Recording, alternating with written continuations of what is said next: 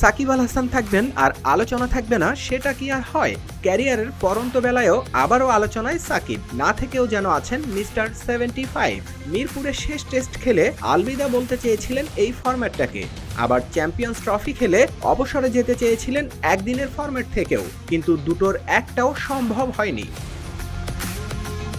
ভবিষ্যতে পোস্টার বয় সাকিব আল হাসানের দলে ফেরার সম্ভাবনাও প্রশ্নবিদ্ধ, কিংবা অনেক যদি কিন্তুর উপর নির্ভর করছে। এই যখন অবস্থা, তখন বাস্তবতা হচ্ছে 2024 সাল পর্যন্ত বিসিবির কেন্দ্রীয় চুক্তিতে থাকা সাকিবের বিসিবির কাছে পাওনা 48 লাখ টাকা।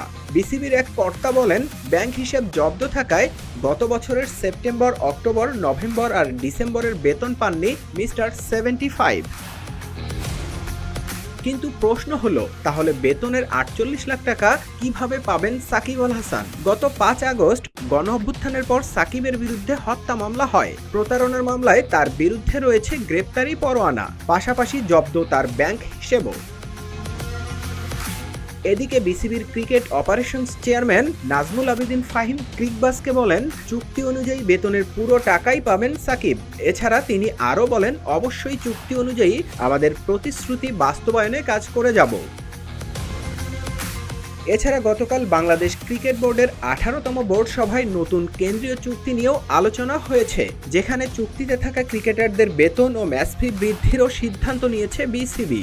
এদিকে সব ফরম্যাটে বেতন বাড়লেও টেস্টকে বাড়তি গুরুত্ব দেওয়ার কথা বলছেন নাজমুল আবেদিন ফাহিম।